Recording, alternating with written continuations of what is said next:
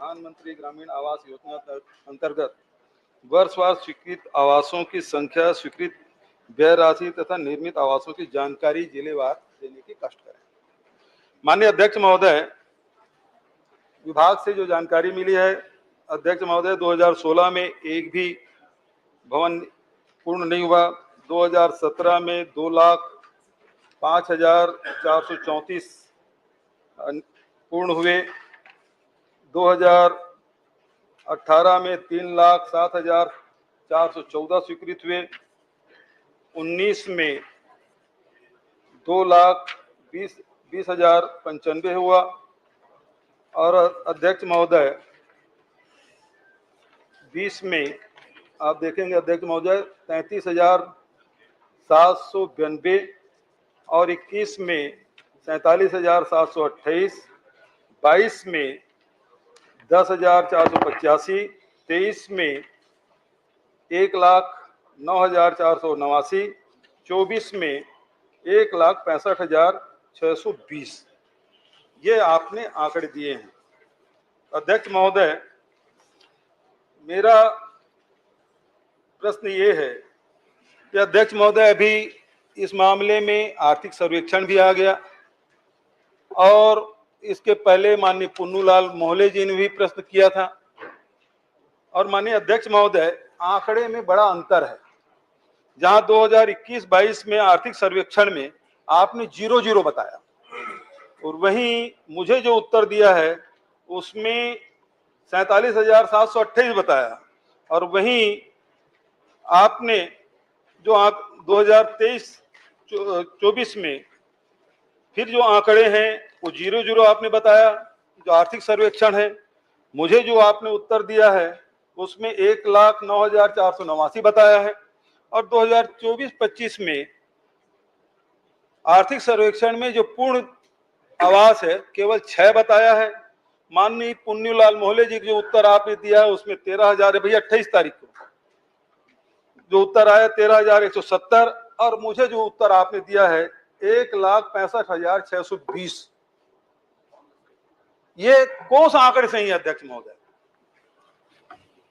माननीय अध्यक्ष महोदय, तो बड़ा महत्व का प्रश्न है और आंकड़ों पर ज्यादा जानने की आवश्यक जरूर जाए, मैं मना नहीं कर रहा हूं और उस पर पूरा विषय भी है, परंतु इस बात पर तो इसमें चर्चा आप समय बढ़ाकर भी कर दें तो बहुत अच्छा हो जाएगा। माननीय सदस्य महोदय, पूर्व मुख्यमंत्री जी का जो कहना है, इन्होंने प्रश्न किया था कि वर्ष 2016 से वर्ष 2025 तो जनवरी से दिसंबर उसको कैलकुलेट किया गया फिर पूरा। माननीय अध्यक्ष महोदय, वो वित्तीय वर्ष के आधार पर वेबसाइट में उपलब्ध था, प्रोग्राम सारे थे, लेकिन उसको महीनों में बांटकर, जिलों में बांटकर, उस वर्ष के आधार पर जैसा प्रश्न हुआ था उस प्रश्न के आधार पर इसको बनाया गया। माननीय अध्यक्ष महोदय, इसलिए उनको आंकड़ों में ये लग रहा होगा कि वहां आंकड़े कैसे हैं और यहाँ आंकड़े कैसे हैं। ये वर्ष के आधार पर है, वो वित्तीय वर्ष के आधार पर है और वर्ष के आधार पर जो आंकड़े हैं ये बिल्कुल स्थापित आंकड़े हैं और समझने के लायक है कि इसमें कथा भी बहुत बड़ी है। माननीय अध्यक्ष महोदय, वो कथा ऐसी है कि संपूर्ण छत्तीसगढ़ के गरीब जिनके आवास रुके हुए थे, वो प्रतीक्षा कर रहे थे।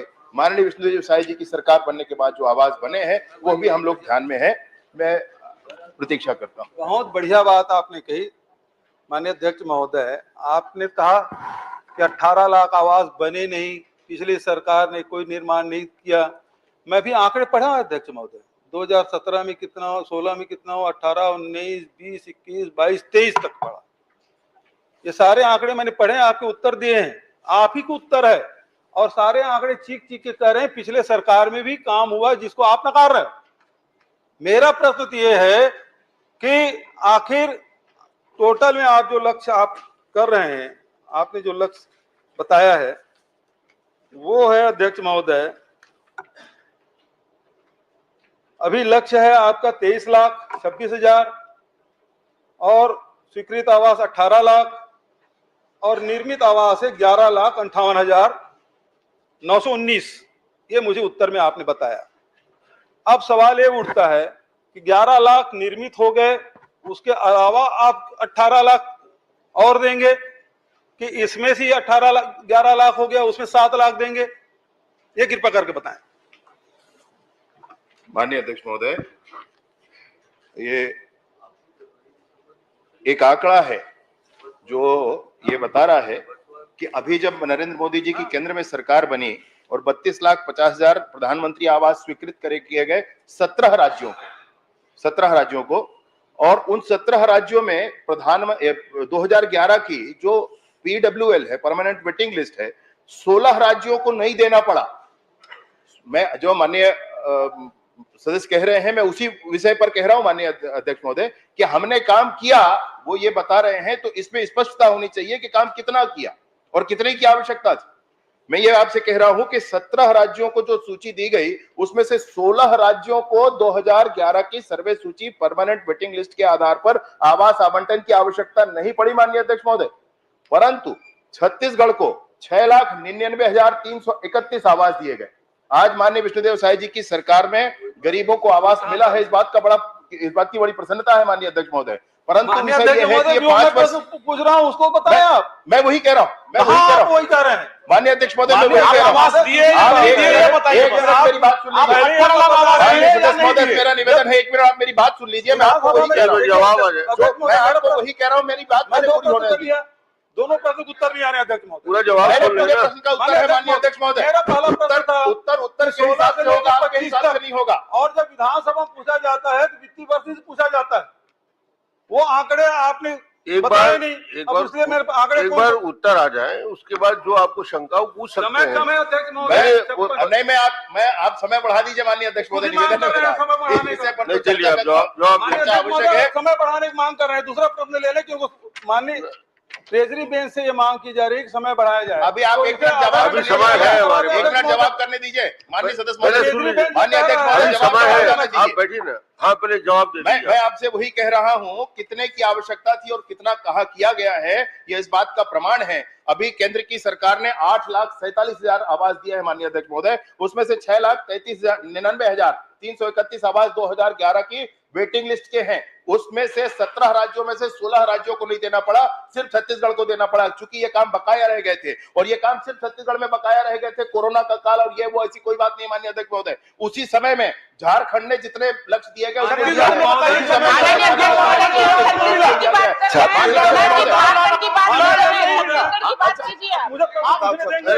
जवाब आने नहीं, जवाब क्या दे रहे हैं आप? प्रवचन कर रहे हैं। नहीं प्रवचन पूरा डिटेल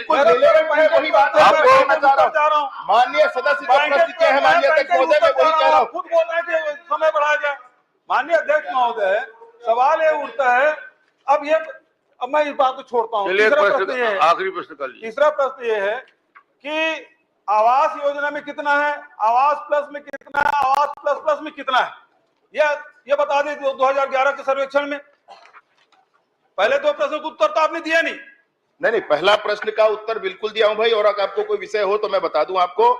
इसके बाद प्रतीक्षा सूची जो 2011 की है 6,99,000 कुछ आवास, और आवास प्लस की सूची है 8,19,999 आवास, और जो किस्त जिन आवासों के बचे थे अभी 2,24,000 पूरे किए गए नई सरकार बनने के बाद वो आवास, और उसके बाद जो 47,090 आवास मुख्यमंत्री आवास के नाम से जो आपने एक सर्वे करा रखा था, और पूरे देश को मिलने वाले राशि को छोड़ करके राज्य की बजट से हम पूरे को राशि दे देंगे, ऐसा प्रस्ताव करके रखा था माननीय अध्यक्ष महोदय। इन सबको मिलाकर के, भाई मेरी बात माननीय अध्यक्ष महोदय, एक बार बात सुनी जाए, इन सबको मिलाकर के वो 18 लाख का फिगर आ जाता है। ये 11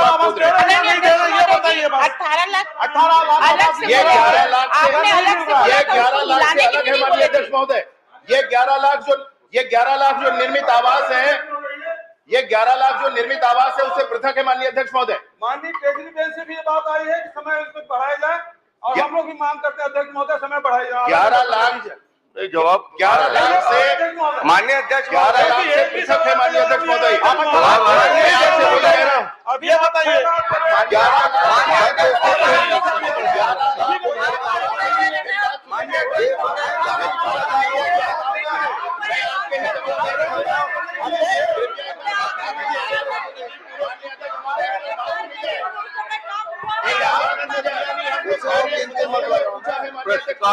सभा विधानसभा क्षेत्र में सिविल भी है और सामुदायिक स्वास्थ्य केंद्र भी है।